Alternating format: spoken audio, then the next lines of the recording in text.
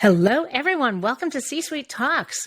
We speak with industry leaders, introducing you to some of the most interesting people and businesses today. We are focused on women, money, and power, as well as diversity in all areas. Welcome to C-Suite Talks. I'm Dianne Gubin, co-CEO, along with... I'm Beth Hilbing, co-CEO of C-Suite, and today we're so pleased to have Helen Norris with us today, the Chief Information Officer from Chapman University, as well as a C-Suite member. So welcome, Helen. Well, Welcome. Thank you. I'm delighted to be here. Helen, we understand you recently testified before the Senate Health Committee on cybersecurity threats and challenges in higher education. How did you get invited to speak to the Senate? Well, I wish I could tell you. I wish I knew how that happened, but I do want to say it was just an amazing experience. And I honestly, I could talk for hours about it. I'll try to restrain myself.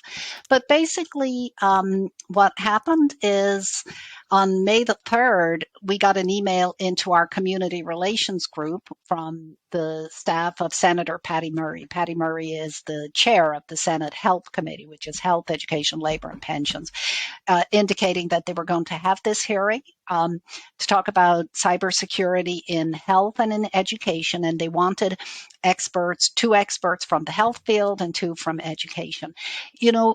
I have a pretty high profile. I know we're going to talk a little bit more about being on boards and so forth. And I'm on a number of national boards. And so I think my name is sort of out there. So I was like, oh, you betcha, and I texted my boss. I was like, is it okay, for me to do this, because, and he was thrilled. So, what happened then is that was, I think, a Tuesday or a Wednesday.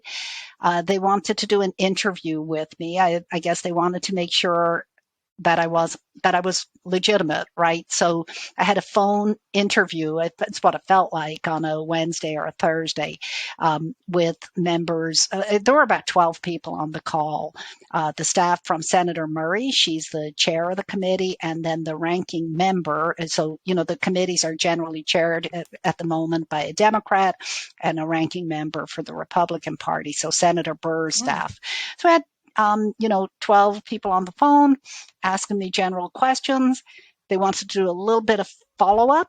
And so I think I had a second call with them later that week. And then they sent me a formal invitation to appear. The formal invitation came on May 9th. The hearing was on May 18th. And it's all super formal, as you can imagine, in the Senate. So the hearing was May 18th. But they wanted to have materials in by May 16th. So I got the formal invitation on May 9th. So I had 7 days to prepare my materials. Very specific about what you can prepare. The way the process was is each of the 4 experts gets to speak for 5 minutes, but you can submit as many written materials as you want, right? So I just put my head down and just churned out written materials. Now, I want to, and especially to get this message across to everyone, to women, but to everyone, it really was my network that did that work, right? I said, I prepared those materials, but I reached out to everyone that I know in my network. I'm on the board of EDUCAUSE, which is a higher ed IT organization. I got an enormous amount of help from EDUCAUSE security and policy people. I spoke to CISOs at other universities. I just got a ton of help from people. So I actually am very proud of the 85 pages that we submitted. So we submitted 85 pages. It's all in the public record. You can go to the Health Committee website. Then I focused my speaking, my verbal with the 5 minutes that I was allowed to speak. It's very hard to speak for 5 minutes, as you probably know. So I wrote out my comments. I ran through them. It was like 8 minutes. I was like, oh my God, I had to cut stuff out. I leaned very heavily on our vice president for strategic marketing here, our CMO. She's wonderful to deal with. So again, I encourage you, when you get an opportunity to do something special, you don't do it all by yourself, right? You pull in your network and you use people. So I would have Jamie, thought you would have had student interns on it.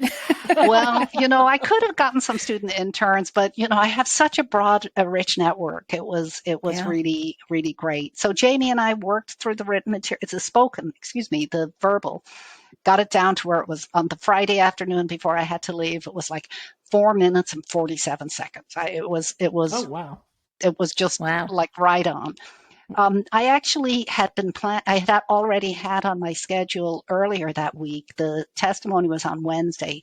I was already scheduled to speak at an event at Princeton on Monday. So I actually flew to New York, and decided I was just going to focus on the Princeton thing. Did that, took a train to DC on the Tuesday. My daughter happens to work at the United States Senate. So it was very cool. I got there on Tuesday. She and I had lunch at the Senate. She walked me around. We went into the hearing room. And so I was not nervous at all. I just had decided I was going to enjoy it, and I was really comfortable.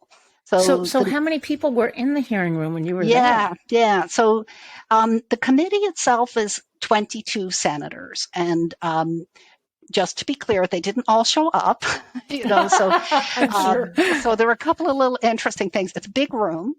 And the four panelists, it's like, I'm going to say, it's kind of, I know we're on a podcast, so people can't see, but, the table is, there was a dais at the front and then a horseshoe shaped table. So we were a long way from the dais.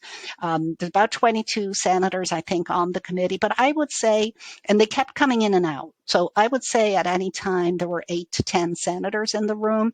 It was not open to the public, but we could bring guests. So my husband joined me. My colleague from EduCause joined me. My daughter was there because the senator that she works for is on the committee. So she was there.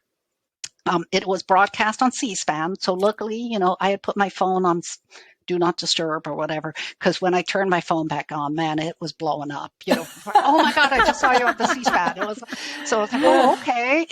So it was a great experience. There were 4 great panelists. I'm just going to give their names. Okay. On the health side, there was a woman named Denise Anderson, and Denise is the president and the CEO of something called Health ISAC, which is Information Security Advisory Council. I think I might have that acronym wrong. She'd be a great panelist for you, by the way. You should interview Denise. Awesome. Okay. There was a person named Josh Corman, who's a big health security expert. And then there was a woman from Oregon called Amy McLaughlin. And Amy really spoke about K-12 issues, and then I spoke about higher ed issues. So I was the last one to speak. And so it is interesting. It's very formal. You come in and the senators come in and it's like, okay, your 5 minutes starts, a clock goes and it beeps when it gets to 5 minutes. And so, the fact that I was so prepared made it go well for me. Then each member of the committee has 5 minutes to ask questions. So now I will say that they were much more focused on the health side than the education side. So most of the questions went to Denise and Josh because there were a lot. Josh, I feel, I thought we all did really well, but Josh had props, right? He brought in like a pacemaker and said, imagine what it would be like if this got hacked. And it's hard to compete with that. So they had a lot of questions for Josh and for Denise, a little bit more than for me and Amy. But after the hearing, the senators had through June to follow up with other questions, and I got more questions after the fact. So one of the things that I thought was really encouraging is I really felt that they had read the materials that I submitted, because the questions that came in reflected that they knew what I was talking about, right? So they were good. I feel like, people have said to me, do you think it made a difference? And I was like, I don't know, but I do feel that those senators are better informed. And I feel really that they did actually read the materials, or maybe their Oh, staff that's read the good. materials. But Right. And you for our know, it listeners, was great. just tell us, Helen, what was the overarching premise that you put out Yeah, there? that's I wanted to really get across three things, or well, maybe more. First of all, that it's a very challenging, cybersecurity is very challenging in higher ed. It's a constantly changing landscape. It's very difficult to keep up with what the hackers are doing. So it's the complexity of the work is just almost 10 years ago we couldn't have imagined this complexity of work, and you can see that yourself in anything that you think about, um, whether it's phishing or ransomware, and just all kinds of threats that we wouldn't have. Social engineering, those kinds of things are there. But the challenges that brings to universities in particular, um, it's expensive. It's expensive Oh, to yeah, for to sure. keep your university safe. And the other thing that I think people don't really think about is that higher ed's we're not monolithic. So we have the same challenges exist for a very large research one university with uh, you know 60,000 students and a large staff, or a community college, which is maybe far less resourced. But the community college has to keep the student information safe. They've got financial information about their students, about their parents, and they need to keep it safe. So they're still a big target, but they may not have the resources that, say, a much bigger university might have. So that's some of the challenges that we have. In addition, the other thing that we struggle with at universities is we're also pretty heavily regulated, and there's some complexity around that. And in fact, sometimes the regulations are actually they don't align, right? That they might actually not be consistent at all, because we have to maintain, if we're doing research with DoD data, there's a set of regulations for DoD that might actually conflict with regulations that we have in the state of California. So one of the Okay, messages I many. wanted to get across is there a way that we could maybe coordinate some of the regulatory requirements? Because that really takes a lot of time. And as I mentioned, we're struggling with resources. And so time to kind of, if it feels like we're just checking a box and not actually, if it's not actually helping us keep people's information safer, is there a way we can make it feel a bit more streamlined? And then, finally, I talked a fair amount. The K-12 people, I think everyone had the same question. It's hard to, even if you have resources, to find people who can work in this field. So, we want to kind of figure out ways, and that's where I got questions as well. What can we do to make sure we're producing enough people to work in this field? Because there is a demand, it's going to continue, and we're going to, we're going to just continue to need people to help us stay safe. And so, those are the main messages that I tried to get across to the senator. Okay, I good. talked a little bit about some of the things that we do in higher ed. Higher ed is a very collaborative community. I even mentioned that when I talked about putting together my materials. So there are certainly higher ed leaders. We get together and we there's less of a sense of competition between us than maybe in industry. So we work very closely to produce materials or resources that we can all use. And a good example of that is EDUCAUSE has produced a tool called, it has a terrible acronym, but what it does is it's a tool that you can provide to vendors as we move more and more to the cloud, that helps you evaluate their security stance. And so EDUCAUSE has produced this tool. It's called the HECVAT. Any university can use it, and it really helps. If I'm a small university with one person or a half a person working on security, I would not have time to develop that tool. So that's one of the things we do in higher ed to respond to some of the challenges, and we share information. So that's a positive. I wanted to get that across. And finally, we work with the agencies very closely. We work with the FBI, we work with local agencies, so that when there is a threat or an incident, we're a little bit more prepared for that. Yeah, so I wouldn't, I understand why you do. I just wasn't aware of that. So that's good. Yeah. You probably deal with all kinds of situations, I'm sure, going through that. That's a lot. And then how did it end? How did it kind of wrap up? Did you just leave? Or? Yeah. It was. So we did our 5 minutes, and then each senator who was in the room, and as I mentioned, it was kind of interesting because they were coming in and out a fair amount. I have a little story about that. But then they asked questions. And in fact, I mentioned one of them, he had asked a couple of questions and he wanted to ask another question. I think it was Senator Hickenlooper.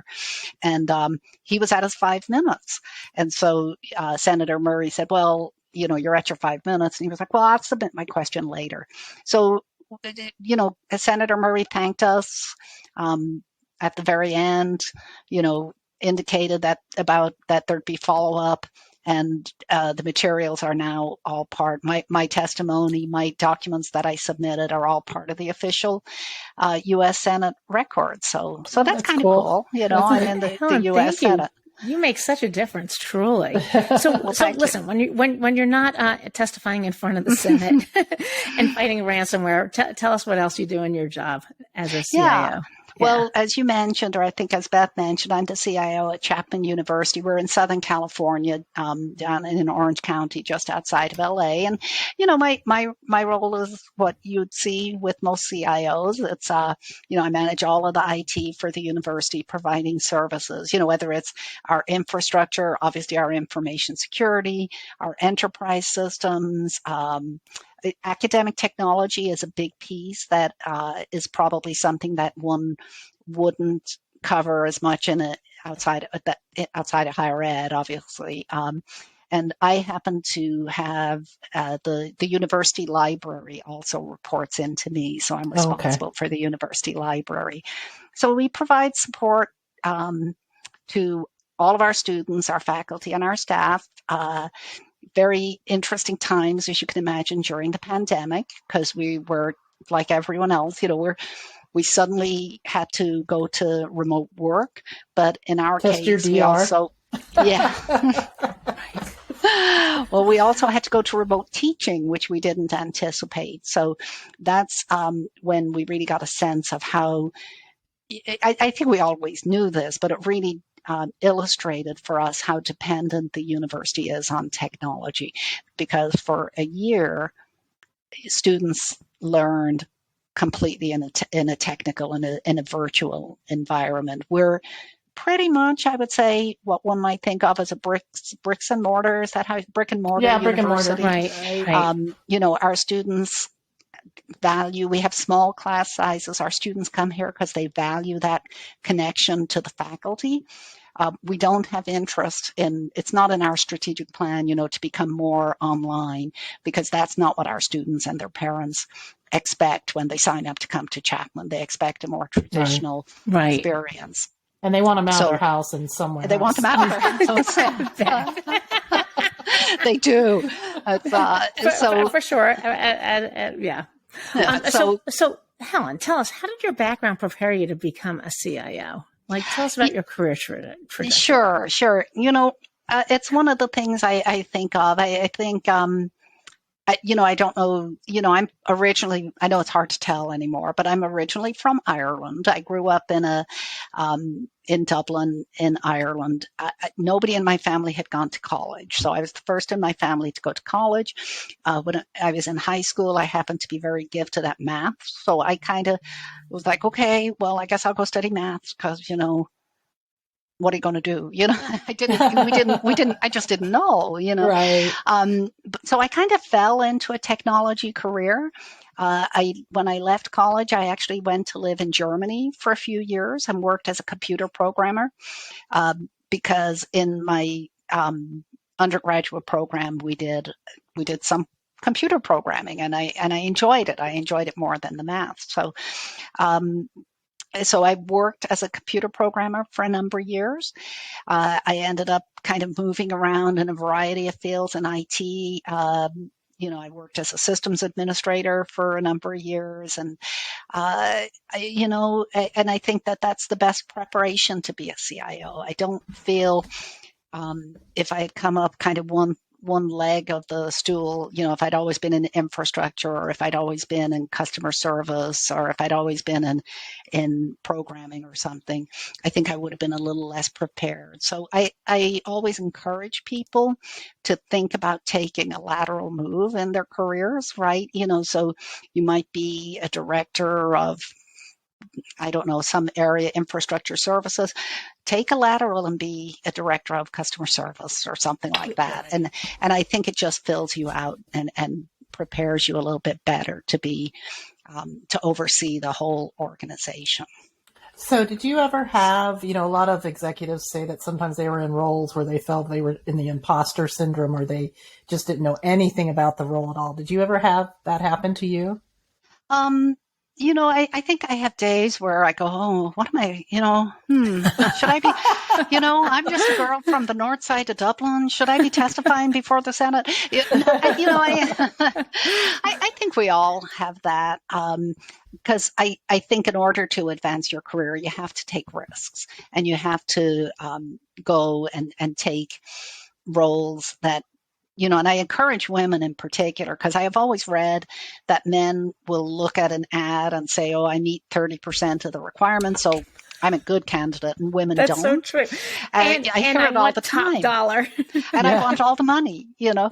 And so I think there's some truth to that. If we see, it says 5 years and I only have 4.5, we go, oh, I don't know, So, you have to kind of put yourself out there, and that might sometimes put you in an area where maybe you don't have the kind of experience that you think the role might have deserved or might have needed. I think I also encourage people in that role, it's sort of, first of all, you're probably not an imposter, right? You're probably absolutely fine, and it's you can do it, but also use your network. You have help. You go to C-suite, talk to people. If you're feeling anxious about, I don't know as much about information security. Oh my God, I don't feel like I know enough about information security to testify before the U.S. Senate. But man, I went out to my network, and when I was in that room, I pretty much look like an expert. So I encourage people, first of all, you're probably not an imposter. But secondly, if you feel anxious or nervous about what you don't know, you got people behind you. You got people supporting you. Take advantage of that. The network is an amazing thing. And I'm actually going to take your tagline. Use your network. Go to C-suite. That was brilliant. Yeah, there you go. I love that. Love that. So as we wrap up for today, I know you're very passionate about advancing women in technology. Tell us a little bit more about that, and we'll kind of wrap up with that. Sure. Well, I've been working in technology for more years than we want to think about, right? And so I think at the very beginning of my career, I often was just the only woman in the room, the only woman in the department, the only woman, at the meeting or whatever. And sadly, that still happens. That's still right? There. I look at photos of myself at meetings, where they've said, "Oh, we had a great meeting last night." And I'm like, "Oh yeah, me and the 21 guys," Right. And so I just think we're not. I think first of all, there's a case of is it right or not, but it's really about, in my opinion, a competitive advantage. I think we just do better when we have more diversity in our groups, and we all hear, there's the Great Resignation and it's hard to hire people. Well, let's, we have some, in some areas, whether it's women or some underrepresented minorities, groups where we can be doing a better job of bringing them in. And so it's a win-win. So we can deal with the hiring issues we have, and we can address the equity issues at the same time. So some of the steps that I take personally to try to maybe change that a little bit, I think, it's no secret that maybe the technology industry hasn't always been friendly to women, and a lot of women walk in and they don't see themselves and they feel unwelcome. Well, I'm a woman CIO, so I think it's really important for me to be visible, and so that other women can see that there is a path for them. Right. So, I think that that's one thing that I can do is be visible, be out there, talk to women. I always say, if any woman wants my advice, Manfred, just call me. I'm going to talk to you, Yeah. and so anyone on the call, just call me. I'll talk to you. So I think that that's one thing that I try to do. I also try to, and this is maybe more, I serve on a number of boards.